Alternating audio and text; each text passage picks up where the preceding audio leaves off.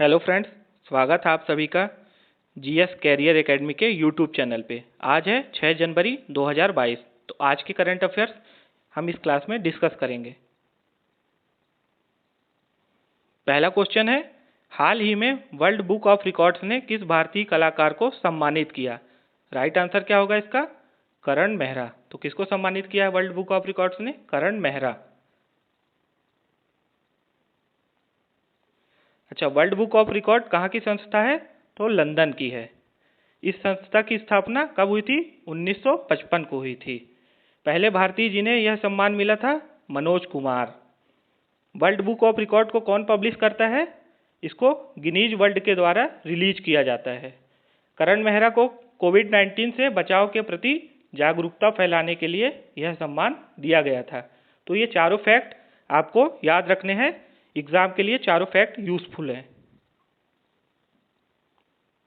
हमारा अगला क्वेश्चन है, हाल ही में आईसीएमआर द्वारा भारत की कौन सी टेस्टिंग किट को ओमिक्रॉन वायरस का पता लगाने के लिए मंजूरी दी गई है?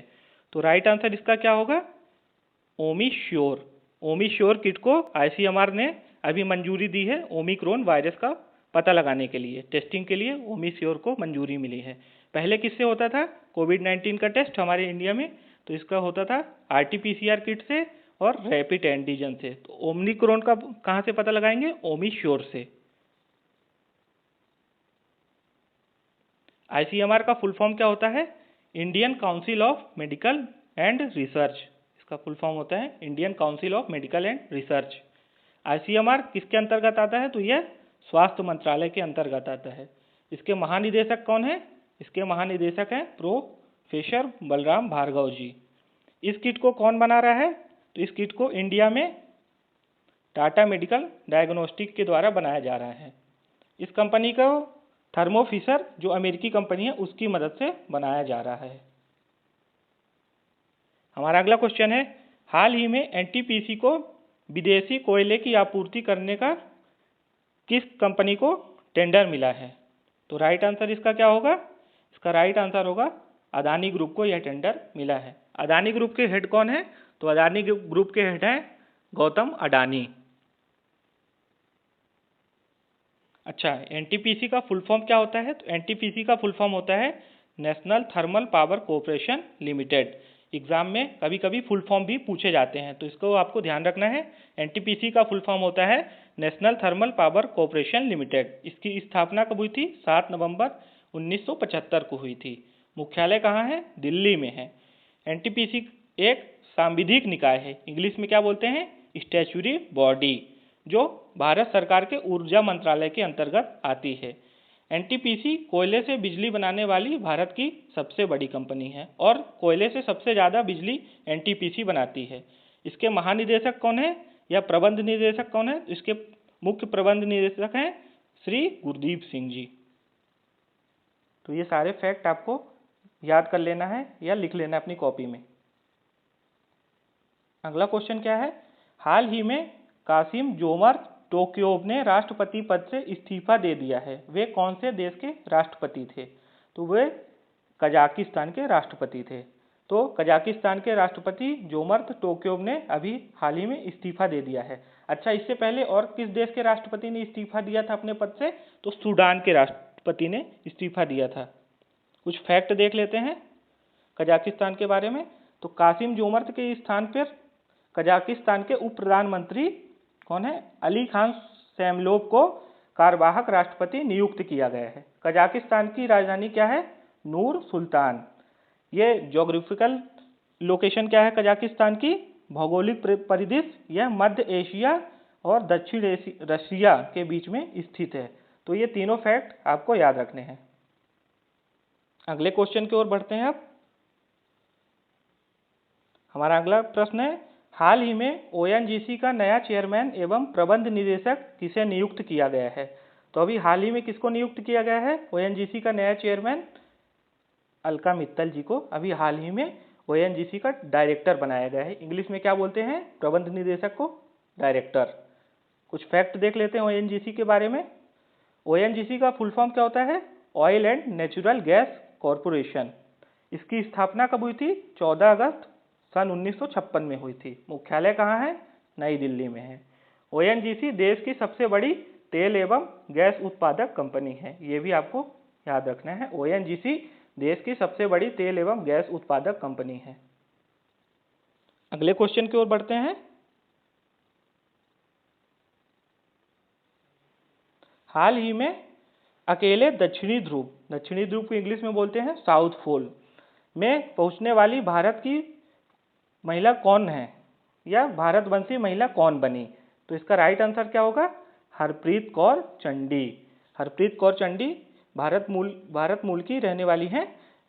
वह अभी पहली बार साउथ पोल के में पहुंची हैं। कुछ फैक्ट देख लेते हैं।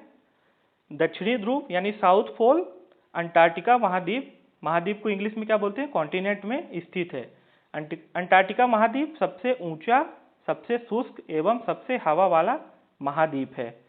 हरप्रीत कौर ब्रिटिश सेना में क्लिनिकल ट्रेनिंग ऑफिसर के पद पर हैं। हरप्रीत कौर को और किस नाम से जाना जाता है? तो हरप्रीत कौर को पोलर प्रीत के नाम से भी जाना जाता है। अगला प्रश्न देख लेते हैं। हाल ही में कौन से देश की क्रिकेट टीम ने न्यूजीलैंड के खिलाफ 21 साल में अपना पहला टेस्ट मैच जीता है? 4 ऑप्शन है, बांग्लादेश, स्कॉटलैंड, श्रीलंका और वेस्ट इंडीज। तो बांग्लादेश अभी न्यूजीलैंड के दौरे पे है और बांग्लादेश ने 21 साल में पहली टेस्ट जीत न्यूजीलैंड के खिलाफ दर्ज की है। बांग्लादेश के बारे में कुछ जान लेते हैं। तो बांग्लादेश की राजधानी क्या है? ढाका है। और बांग्लादेश की प्रधानमंत्री कौन है? शेख हसीना। राष्ट्रपति हैं अब्दुल हामिद।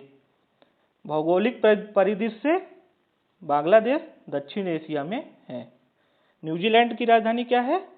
तो वेलिंगटन है। न्यूजीलैंड के प्रधानमंत्री कौन है? तो ये लेडीज हैं, जैसिंडा आर्डर्न। भौगोलिक परिदृश्य से न्यूजीलैंड प्रशांत महासागर के दक्षिण पश्चिम यानी साउथ वेस्टर्न में स्थित है। तो ये सारे फैक्ट आपको नोट कर लेने हैं। अब अगला प्रश्न देख लेते हैं हम। हाल ही में सुरक्षा परिषद की आतंकवाद विरोधी समिति सीटीसी का अध्यक्ष किसे नियुक्त किया गया है? राइट आंसर क्या होगा इसका? टीएस त्रिमूर्ति। टीएस त्रिमूर्ति को अभी हाल ही में सीटीसी का नया अध्यक्ष नियुक्त किया गया है। कुछ फैक्ट देख लेते हैं। तो यूएनएससी का फुल फॉर्म क्या होता है? United nation security council. मुख्यालय कहाँ है यूएनएससी का? न्यूयॉर्क में है। स्थापना कब हुई थी? 24 अक्टूबर 1945 को हुई थी। तो सीटीसी किसके अंतर्गत आता है? यूएनएससी के अंतर्गत आता है, यानी हिंदी में बोलते हैं संयुक्त राष्ट्र सुरक्षा परिषद। अच्छा, सीटीसी का फुल फॉर्म क्या होता है? Counter terrorism council. इसकी स्थापना कब हुई थी? 2001 में। क्यों हुई थी? क्योंकि 9/11 हमला जो हुआ था अमेरिका में, उसके बाद इसकी स्थापना की गई थी। और टीएस त्रिमूर्ति का कार्यकाल कितने वर्ष का होगा? 2 वर्ष का होगा। अगला क्वेश्चन देख लेते हैं अब। हाल ही में एजुकेशन टेक्नोलॉजी के समाधानों के लिए नीट या NEET 3.0 को किसने लॉन्च किया है? 4 ऑप्शन है, अमित शाह, नरेंद्र मोदी, पीयूष गोयल, धर्मेंद्र प्रधान। तो राइट आंसर क्या होगा? धर्मेंद्र प्रधान। धर्मेंद्र प्रधान कौन है? शिक्षा मंत्री हैं भारत सरकार के। कुछ फैक्ट पे बात कर लेते हैं। नीट का फुल फॉर्म क्या होता है? तो नीट का फुल फॉर्म होता है national educational technology for alliance. Full form होता है national educational technology for alliance. अच्छा, नीट का पहला संस्करण कब लॉन्च हुआ था? तो 2020 में। दूसरा कब हुआ? 2021 में। तो अभी तीसरा संस्करण लॉन्च हुआ है। किसने किया है? धर्मेंद्र प्रधान ने किया है। इसकी स्थापना क्यों की गई थी? इस तकनीक को आर्टिफिशियल इंटेलिजेंस के माध्यम से लर्निंग मतलब सीखने के लिए की प्रक्रिया को शिक्षार्थी के लिए अनुकूलित और व्यक्तिगत बनाने के लिए इसको लॉन्च किया गया था। अगला क्वेश्चन देख लेते हैं। हाल ही में यूको बैंक के नए एमडी एवं सीईओ किसे नियुक्त किया गया? तो इसका राइट आंसर क्या होगा? इसका राइट आंसर होगा सोमा शंकर प्रसाद को अभी हाल ही में यूको बैंक के नए एमडी एवं सीईओ नियुक्त किया गया है। अगर आज का वीडियो आपको अच्छा लगा है तो प्लीज़ चैनल को सब्सक्राइब करिए और वीडियो को लाइक करिए। अगले करंट अफेयर के वीडियो के लिए चैनल से जुड़े रहिए। Thank you.